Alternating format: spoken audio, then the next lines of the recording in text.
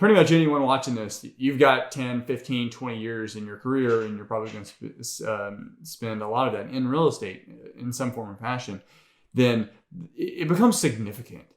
It really does become significant. All right, hey everyone. What I want to talk about is working for passive income, specifically talking about real estate agents, but really this is anyone out there, regardless if you have a regular W-2 job, you're working contract, 1099, which is what real estate agents do, or if you're a real estate investor and you're out there hustling flips and wholesale deals.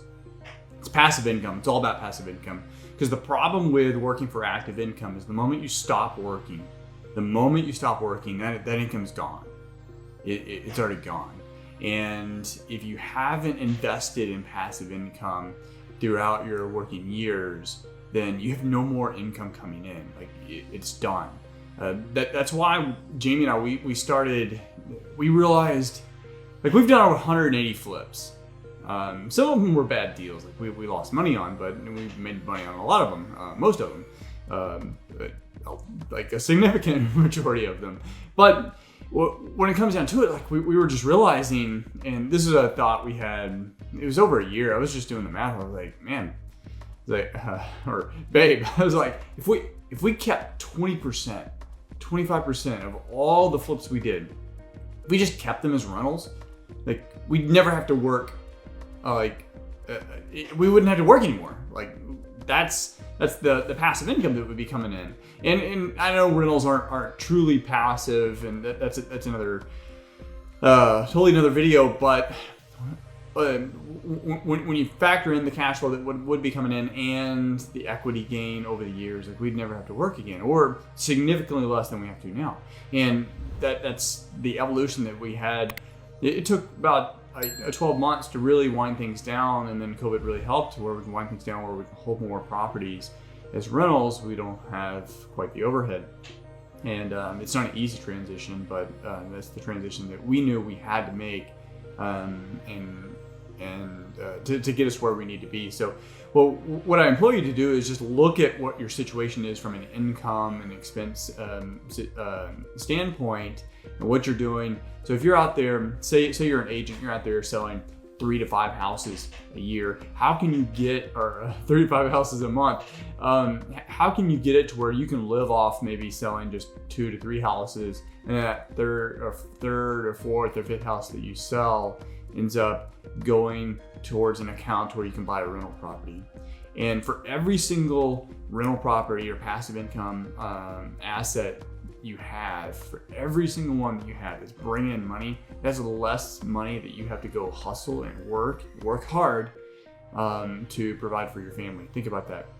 So for every time you're building up an extra $300, $500 a month of passive income, that's $300 to $500 a month that you don't have to hustle on the side. And it doesn't mean stop.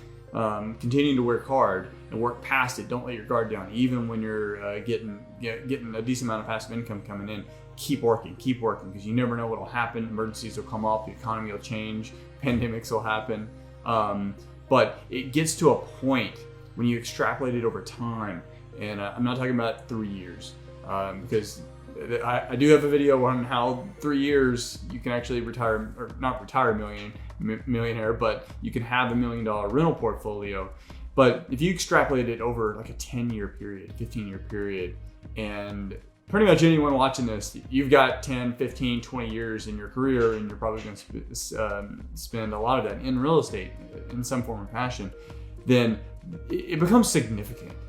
It really does become significant. And if 10, 15, 20 years from now, you want to have to work 50, 60 hours a week to be able to provide for that lifestyle that you're going to want to have in 10, 15, 20 years, then do nothing. Like, continue, work hard, hustle, and I mean, you're going to have to do that forever.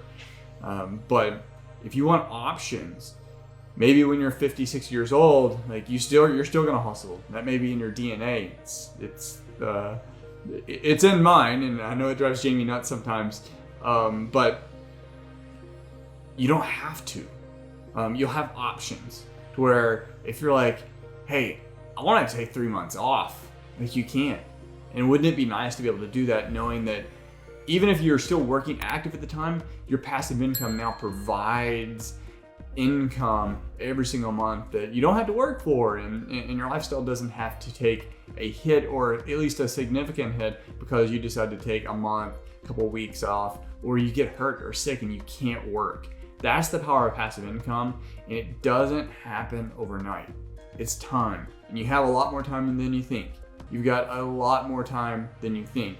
If your working years really didn't start until you're 20, and right now you're 30 or 40, like, you're gonna be doing that for another 3, 4, 5 times in your life before you end up like calling it quits or dying. So you have time.